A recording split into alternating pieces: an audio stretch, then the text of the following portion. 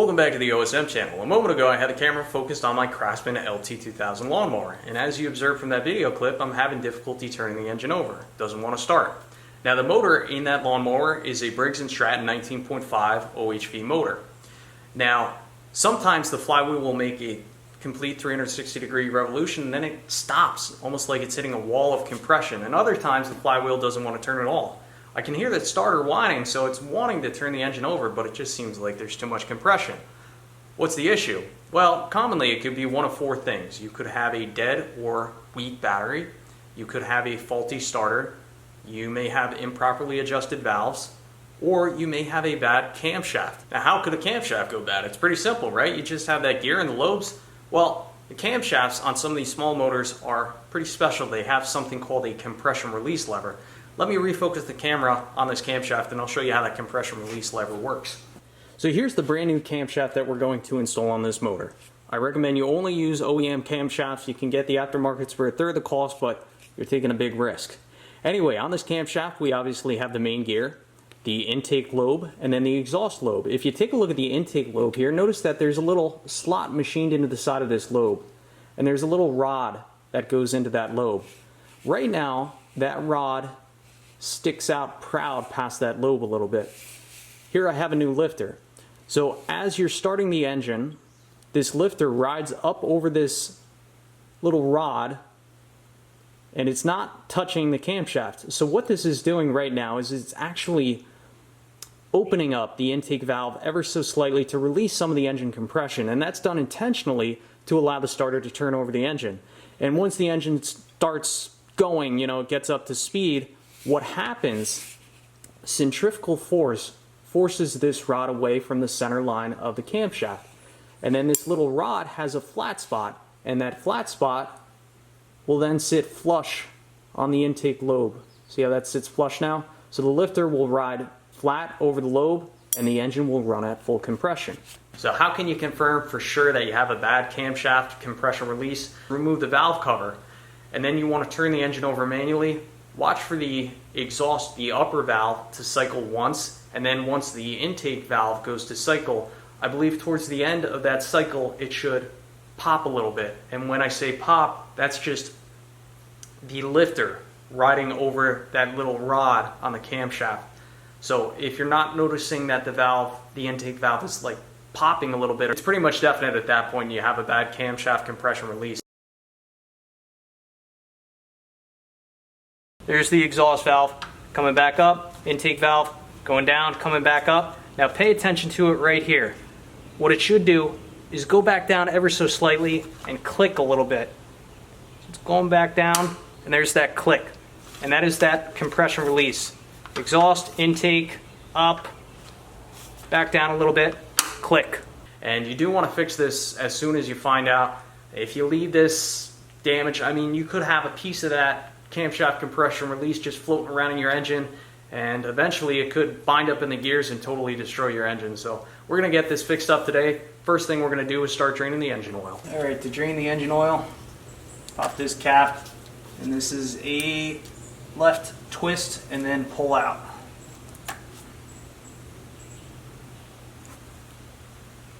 Disconnect the battery.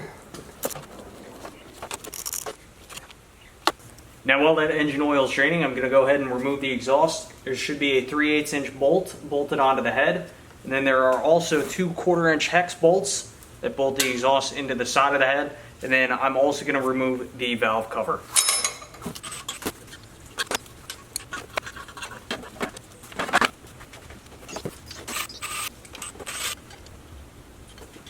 Next we're going to remove the rockers and push rod. So first thing we're going to need to do is loosen up the holding set screw, which this will be a T20 within this nut. Oftentimes you can crack these loose without having an adjustable wrench hold this. So I'll just back this set screw off to where it's flush with the head of the bolt. We'll twist this nut off of the stud. And when you're doing this, pay attention to the valve right here. There should be a metal cap on the end of the valve, and we just want to make sure we don't lose that. There's our nut, our rocker, our cap on the end of the valve, and our push rod.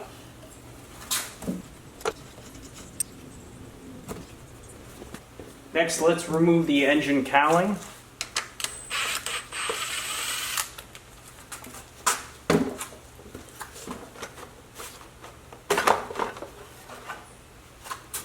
Next, we need to remove the fuel line connection. So I'm going to remove the connection at the carburetor right here. So I'm going to pinch off the fuel line.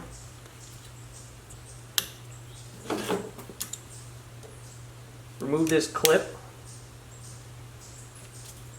Pull it off the carburetor. Fuel line is now up out of the way. Next, we need to disconnect the throttle cable from the engine. I'm going to take a black Sharpie and mark either side of the throttle cable so that way when I reinstall this, I have a good idea as to where it needs to be lined up to. Next, take a T25 and we're going to remove this fastener holding the throttle cable jacket.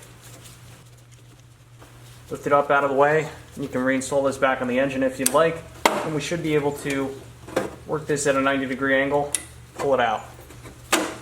Also be sure to protect your intake with a rubber glove or paper towel.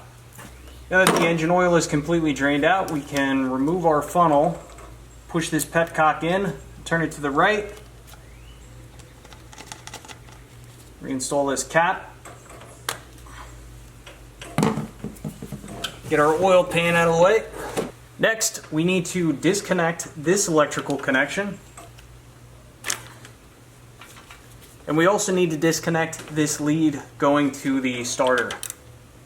7/16.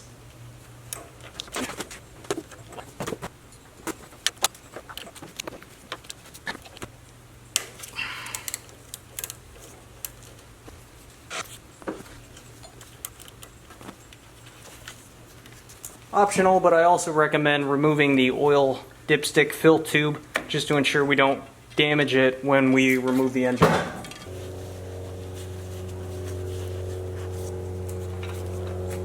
I'm going to disconnect the forwardmost deck mounts to give us a little bit more room to access the bolts for the engine.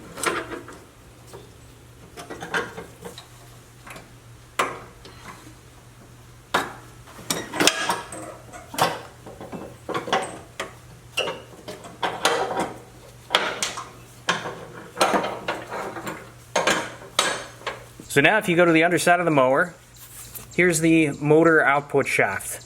Now the lower pulley is for the mower deck, so if your blades are disengaged you should be able to remove this. You may have to lift up the deck a little bit, because we removed those lower mounts. So we have that lower belt off.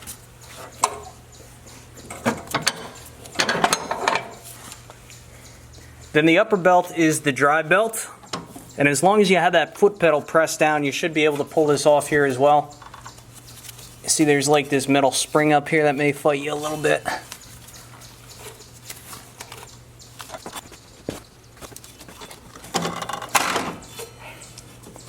Now with the 5/8 inch socket, let's try and remove this motor output shaft bolt.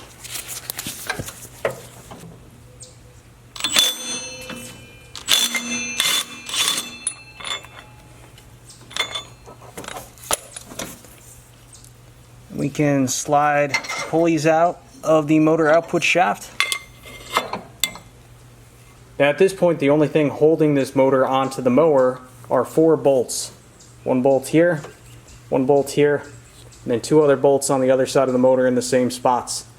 So to access these bolts, same thing, you got to go from the underside. In this case, 9/16 inch socket. So let's remove those other 4 bolts.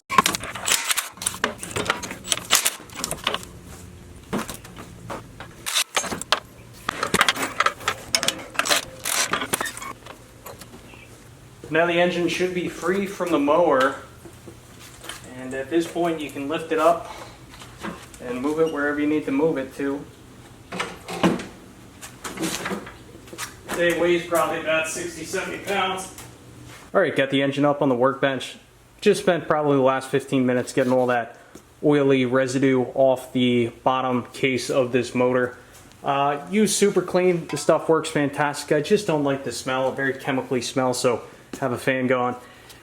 At this point, you do want to inspect the motor output shaft seal. The new camshaft kit does not include a new seal, so if you find that this seal is leaking, you're going to have to order a new one. Anyway, we need to remove this cover right here. In order to remove this cover, you need a socket size of 5/16, 3 bolts.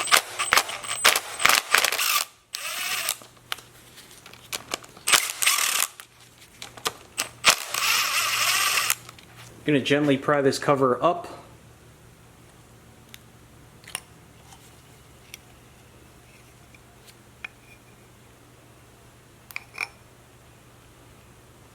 Now I believe these components are for the oil pump, so the easiest way to get these components out of here is to get yourself a magnet. We're going to pull off these components. So you have the inner gear, the outer gear, then there's also a keyway in here. And the new camshaft kit does include a new keyway. Next we need to remove the 10 bolts that are holding on this cover. 1, 2, 3, 4, 5, 6, 7, 8, 9, 10. And the bolt size is 1/2 inch. We need to remove this cover. Now it's going to be a little stuck on there. You're going to want to use a rubber mallet, and you can hammer backwards on this tab right here and also right here. Definitely don't want to use the oil filter or oil drain. Already here it's starting to go.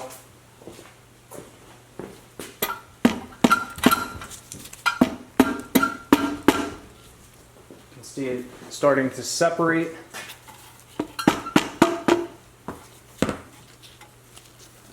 And the moment of truth. A little shake.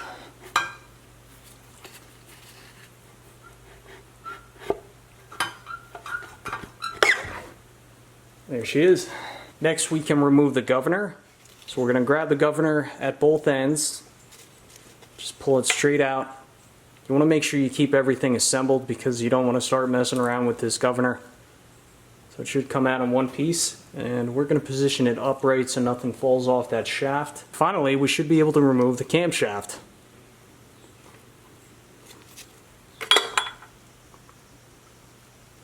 So to my surprise, the camshaft compression release is still attached to the camshaft. For a little while I was a little bit puzzled until I started playing around with this. Look how much wear and slop and play is within this compression release. I think this engine just has so many hours that it's worn down to the point where it's not opening the valve as much as it needs to allow the engine to start. So definitely a faulty part, even though it's not completely disintegrated in the engine. So we're still going to replace it anyway, and I'm still pretty confident this should fix our issue. So this new camshaft kit does include 2 new lifters, so I'm going to pull the old lifters off. If I can get them off. Interesting. Wonder why that one's stuck. See, that one comes right out.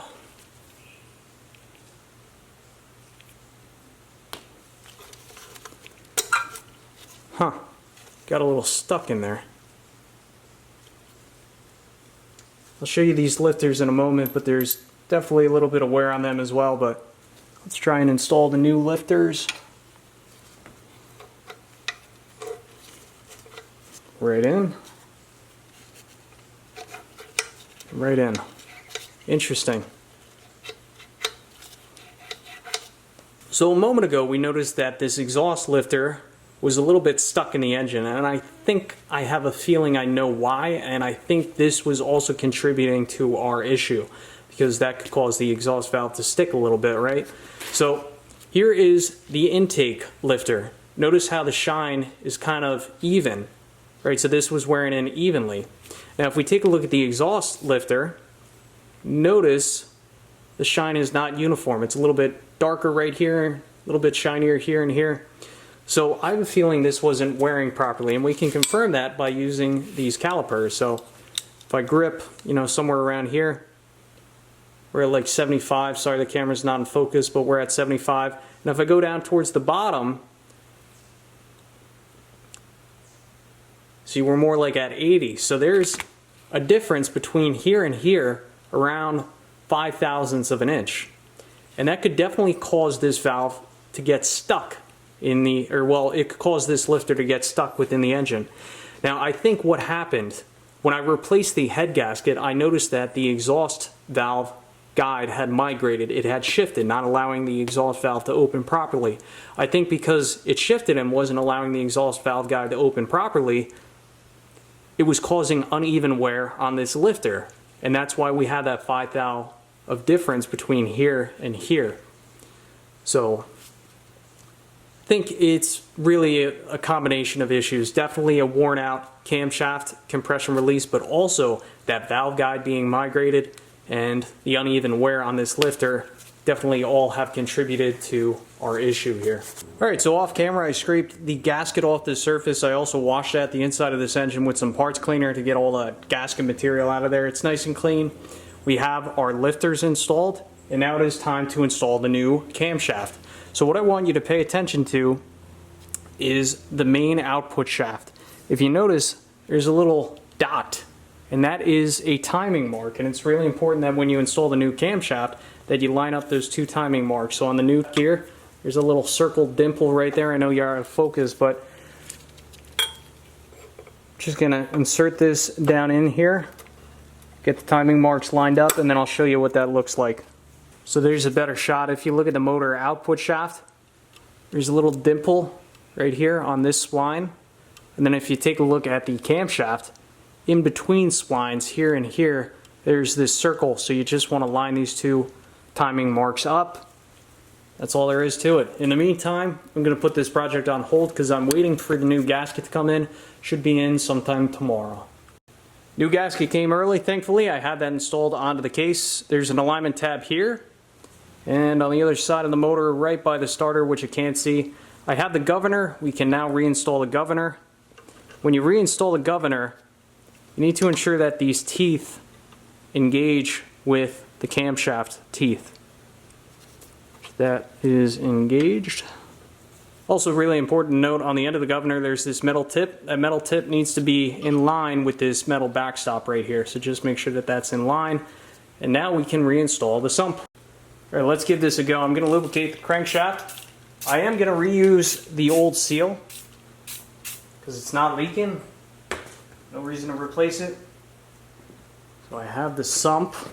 Just double checking that my gasket is lined up once more. Everything looks good. So where you need to be careful is when you slide this down over the shaft, which, according to Chickacanic, I think that's her channel name, as you slide this down, there's actually a little trick to get that seal to seat properly. We're going to try doing that with like a little dental pick. Alright, so I got everything lined up, and let me rearrange the camera and show you what needs to be done here. I watched Chickacanic. She said just take a little dental pick or a small flathead screwdriver and just get in here and kind of gently work the seal back. That's exactly what we're going to do.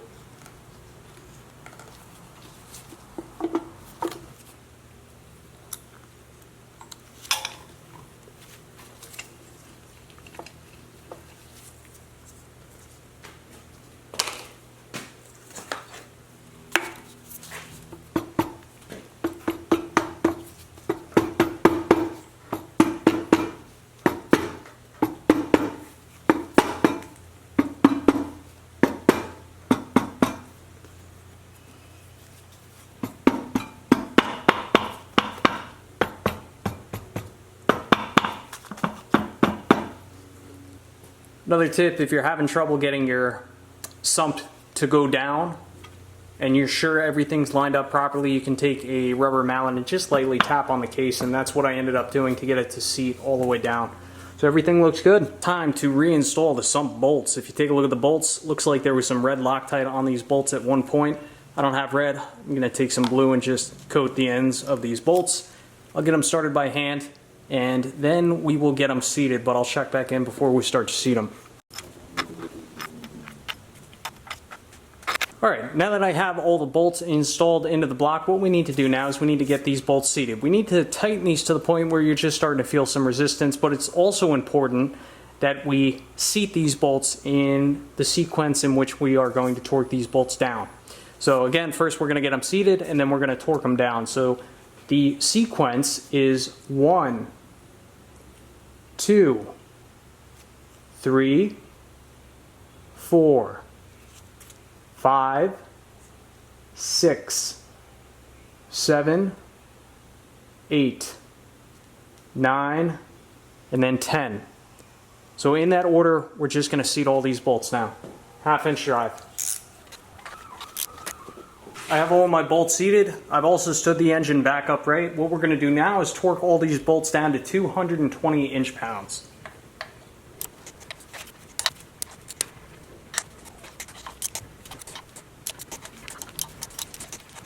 So now I'm going to reinstall the oil pump gearing.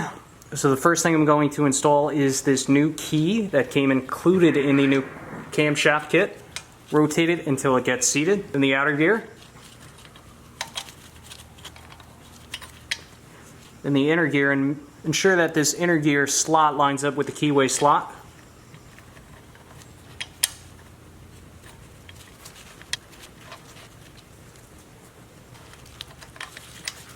There we go. Next we can reinstall our cover. Inspect the ring, make sure it's good. I don't have a new one, so I don't have a choice. We will reinstall the fasteners.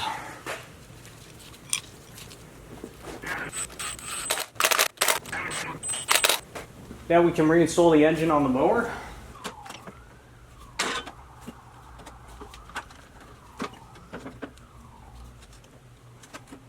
So off camera, I've reinstalled the engine. Engine is now bolted back down to the frame. Had the pulley reinstalled, and that pulley is a keyed pulley, so just make sure when you put that pulley back in on the underside of the engine that you have that keyway lined up. Electrical connections are reinstalled, as well as the throttle cable. I've also removed the spark plug because now we need to reinstall the push rods and rockers. So what we need to do is find top dead center of the motor. So you can stick a push rod or a screwdriver in the spark plug hole. What you're looking for this push rod or screwdriver to come as far out as it'll go. Right, so that's going in, that's out as far as it'll go. And that indicates top dead center. Now some say you're supposed to allow this rod to retract back into the engine 1/4 inch, and that's the point when you should adjust your valves. It's kind of up to you. I don't think it really makes a big difference, but I'm going to try having this retract back in about 1/4 inch. And then from here, we can reinstall our push rods and our rockers.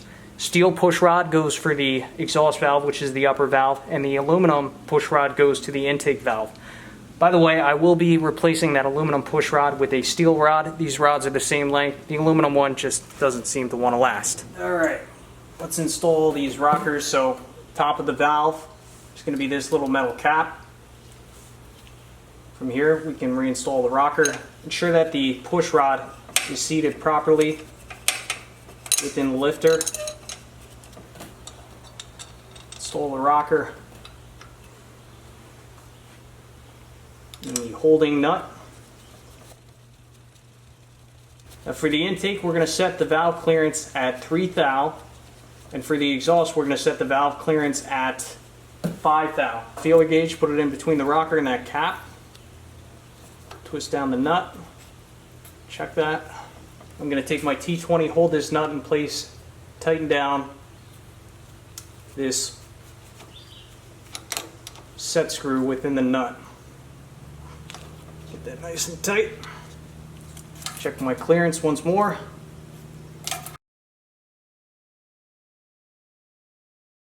Alright, so with the new camshaft installed, I want to cycle the valves and show you what that compression release should look like on the intake valve.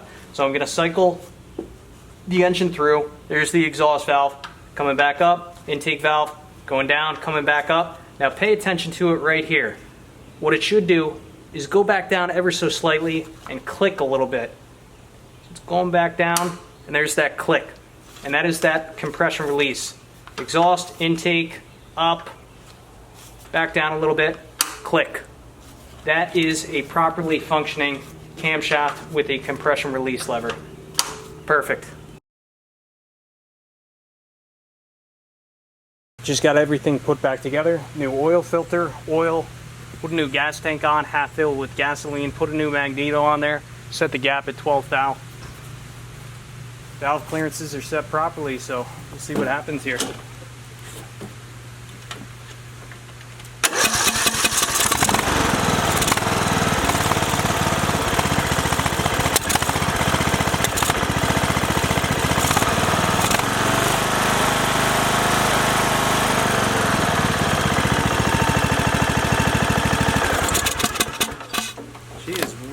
spigot top. No hesitation with turning the engine over. So that camshaft was definitely our issue. I consider this a good repair. Now the final thing I need to do is just reinstall the engine cowling, put the hood cover back on, and we should be good to go for hopefully another few thousand hours. Thanks for watching, guys. Catch you on the next one.